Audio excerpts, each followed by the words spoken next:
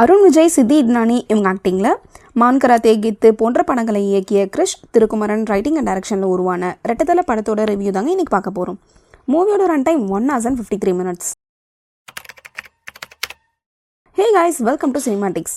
இந்த மாதிரி மூவி ரிவ்யூஸ்க்கு நம்ம சேனலை சப்ஸ்கிரைப் பண்ணிவிட்டு அதையும் பிடிச்சதான் ஒரு லைக் போட்டு விட்டுருங்க. பாண்டிச்சேரியிலேயே பிறந்து வளர்ந்த அருண் விஜய் ரொம்ப வருஷம் கழித்து தன்னோட சைல்ட்ஹுட் ஃப்ரெண்ட் அண்ட் லவரான சித்தி இட்னானியை பார்த்து மேரேஜ் ப்ரப்போஸ் பண்ணுறாரு. அவங்களோ வாழ்றதுக்கு லவ் மட்டுமே போதாது, பணமும் வேணும்னு அருண் விஜய் ரிஜெக்ட் பண்ண இவரோ சோகத்தில் ரோட்டில் நடந்து போயிட்டு இருக்காரு. இந்த சமயத்தில் ஒரு காஸ்ட்லியான கார் வந்து அருண் விஜயை மோதுது. காருக்குள்ள யாரான்னு பார்த்தா இன்னொரு அருண் விஜய். அவரு பயங்கர ரிச்சா செம ஸ்டைலாக இருக்காரு. இப்போ இட்னானி பேச்சு கேட்டு பணத்துக்காக அருண் விஜய் பணக்கார அருண் விஜயை கொண்டுட்டு அவர் ஐடென்டிட்டி எடுத்துக்கிறாரு. இதுக்கப்புறமா அந்த பணக்கார அருண் விஜய் லைஃப்பில் உள்ள பிரச்சனையெல்லாம் இந்த அருண் விஜய் எப்படி ஃபேஸ் பண்ணாருன்றது தாங்க இந்த ரெட்டத்தலை. இந்த படத்தோட ஸ்டோரி கொஞ்சம் இன்ட்ரெஸ்டிங்காகவே இருந்துச்சு. கதையை ஸ்டார்ட் பண்ணது, ஸ்டோரி பிளாட் செட் பண்ணதுன்னு ஓரளவுக்கு நல்லா தான் ஆரம்பித்தாங்க. பட் போக போக ஸ்க்ரீன் பிளே ரொம்ப ஃப்ளாட்டாக போனதால் மூவி துரியளவு கூட எங்கேஜிங்காக இல்லை. அருண் விஜய் அவரோட லவருக்காக தான் எல்லாமே செய்வார். பட் இட்னானியோ பேராசை பிடிச்ச செல்ஃபிஷாக சுற்றுறதால அருண் விஜயோட எல்லா எஃபர்ட்ஸுமே வேஸ்ட்டாக தான் தெரியுது. அதே மாதிரி வில்லன் அண்ட் அவரோட கேங்கை அடிக்கடி அருண் விஜய் இருக்கிற இடத்த எப்படி கண்டுபிடிக்கிறாங்கன்னே தெரியாது. பட் எப்படியாவது கண்டுபிடிச்சி சுற்று போடுறாங்க. அத்தனை அடியால போடுற அருண் விஜய் வில்லனை ஃபர்ஸ்ட் ஃபைட்லேயே போட்டிருந்தா அங்கேயே படம் முடிஞ்சிருக்குங்க.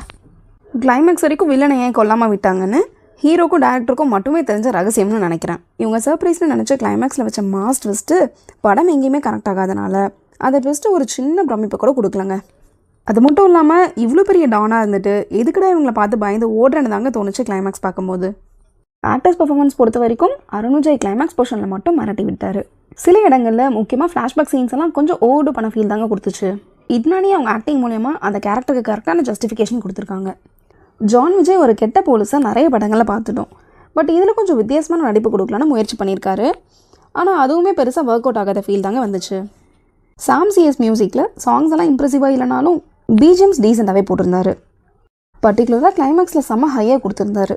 ஸ்டன்ஸ் எல்லாமே சூப்பராக இருந்தாலும் ஆல்ரெடி ஸ்லோவாக போகிற கதையில் ரிப்பீட்டடாக ஃபைட் சீன்ஸ் வருது ஒரு அயற்சியை ஏற்படுத்திச்சுன்னு தாங்க சொல்லணும்.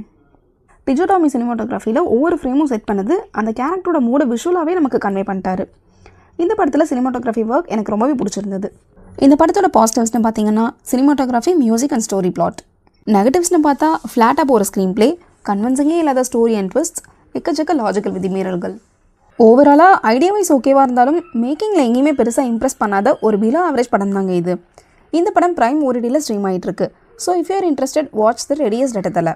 Cinematics rating for this movie is 5 out of 10. Thank you guys.